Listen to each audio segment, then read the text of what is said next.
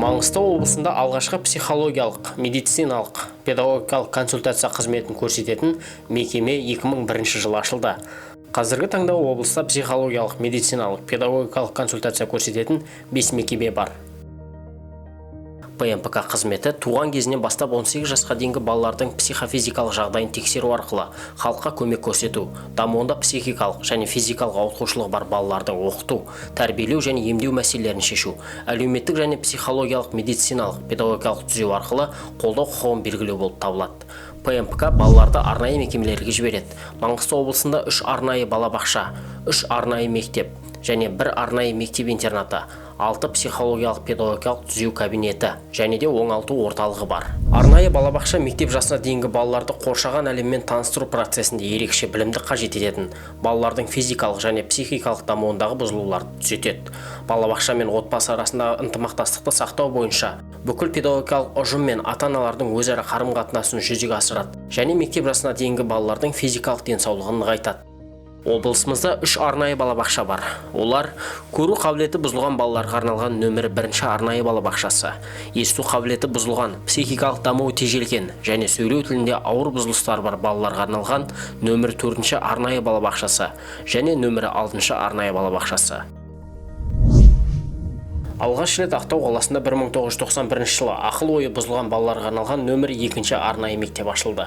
1993 жылы Мұнайлы ауданы Дәулет ауылында психикалық дамуы тежелген, жеңіл және орташа артта қалған балаларға арналған нөмірі 3 арнайы мектеп. Ал 2010 жылы Жаңаөзен қаласында психикалық дамуы тежелген балаларға арналған арнайы мектеп. Және де 2011 жылы Ақтау қаласында көру және есту қабілеті бұзылған балаларға арналған облыстық арнайы мектеп-интернаты ашылды.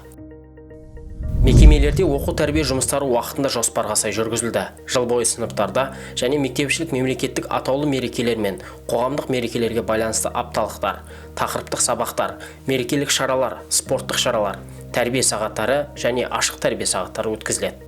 Қазіргі таңда мамандар іс тәжірибелері мен білімдерін жетілдіріп, ерекше білімді қажет ететін балаларға заманға, талапқа сай әртүрлі әдістер пайдаланып қызмет етіп келеді.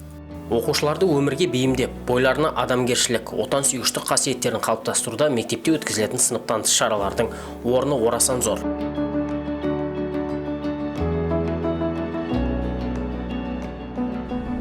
Психологиялық педагогикалық түзету кабинеті арнайы білім беру мекемесі туылғаннан бастап 18 жасқа дейінгі ерекше білімге мұқтаж балаларға кешенді түрде психологиялық педагогикалық білім беруге арналған. Маңғыстау облысында ең алғаш психологиялық педагогикалық түзеу кабинеттері 2007 жылы Маңғыстау және Бейнеу аудандарында ашылды.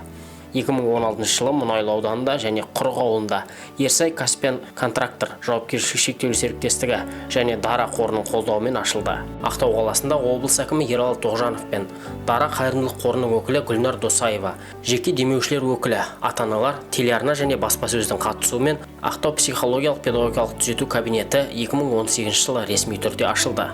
Ал 2019 жылы Түпқараған ауданында ашылып, түзеу кабинеттерінің саны артты. Маңғыстау облысында түзеу кабинеттері 2007-2021 жыл аралығында 3000-ға жуық ерекше білімді қажет ететін балаларға түзеу жұмысын өткізді.